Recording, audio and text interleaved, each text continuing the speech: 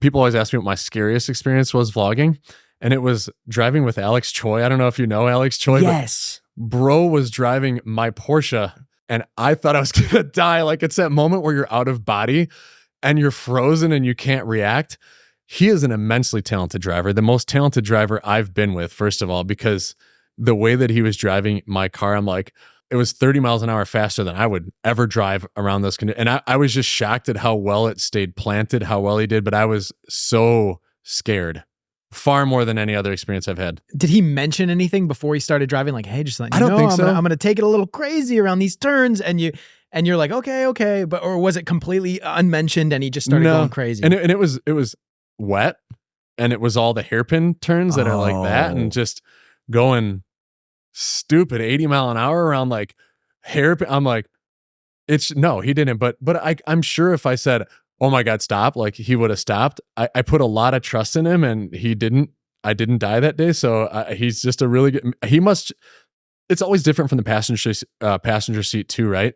If I was a passenger in my own vehicle, I would probably say pull over. Like you got to stop driving like this. But he was far worse than the way that I would have ever driven that. And it was scary. And I love the guy, have respect for the guy, chat with him here and there. But that was the scariest moment of my life. He drives some pretty crazy cars. And I don't think he's ever gotten in an accident. I think he has right. But I think he has a spotless record given the cars that he's like tuning and getting to the craziest levels. Yeah, I think he's driving them like on a daily basis. He is legit a very talented driver.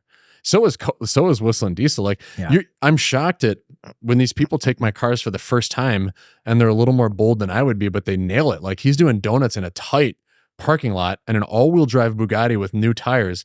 First of all, I'm like, how are you even getting this thing to do donuts? Like I work hard to get, and then how are you not hitting curbs and stuff? And some of these guys really, I think with YouTubers in general, there's a reason why they're successful. There's a common denominator with every influencer I've met, and all of them are intelligent people that are business savvy, that are particular with their edits, and you know why they are where they are. They're driven. Like I don't stumble onto people that stumbled into success where you're like, how did this guy get famous? Like you've met a lot more people than I have, but that's been my synopsis by and large. And part of that I think is their talent, especially if they're an automotive influencer, also translates. Like you have Adam LZ, who is immensely talented in drifting cars, but some of these guys are like hidden talents like Cody. Like I don't think people realize how well he can drive. For Cody though, I think it's his humor.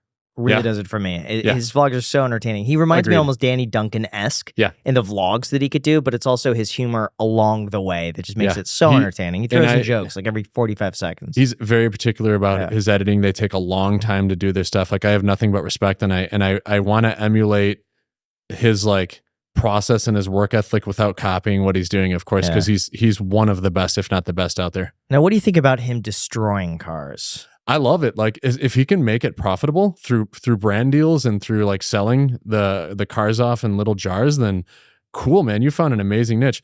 I hope that he's safe in what he does. Like I always worry about some people's safety. Like I want him to make sure he's taking care of himself. But I think he does. Like I think he really makes the best effort, as do all other influencers, to stay safe. It's interesting reading the comments on his video on the Ferrari, where so many people on all of his videos really felt it was incredibly disrespectful of what he did to the Ferrari, and like hitting the mirror and scratching it, and then like, I love it. I love that he did that to a Ferrari and sawzalled it off. But like, but that's his brand, right? That's what he does. He loves doing it, and like we measure, and I might have said this in your last one, like we measure the success of our videos on how many percentage of subs that watch it. And by that I mean, if I have 1 million subs and 1 million people watch this video, that's a really successful video. We now do a 25-50%. If I get 25% of my sub count and views, that's a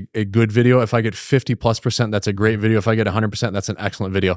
He is averaging above, if you take the conglomerate of his last 20 videos, he's averaging above 100%, which almost nobody does. Even Mr. Beast doesn't do that, right? He's getting 50-75% sub count penetration. Like that's how you know when someone's figured it out. And a lot of it's the quick cuts, it's the crazy stuff that he's doing. But props to him. He does a great job.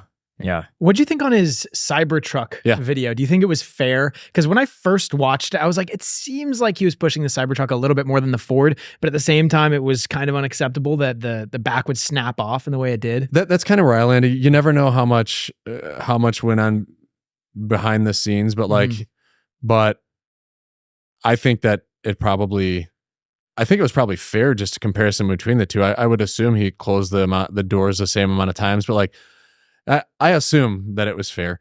It scared me about the Cybertruck, the towing. Like, his video educated me that it's probably not a good idea to go and tow something. That was my takeaway from that video, and that was really it.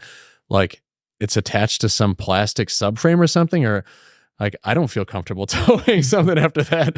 That was, otherwise, I think it was probably fair. And then he did a follow-up to it where he's like, well, you didn't think I dropped the Ford Snow? And then he dropped it a bunch, and I think it was still far more durable. Yeah, I liked how he bent the frame, and then he just dropped it and just... Yes.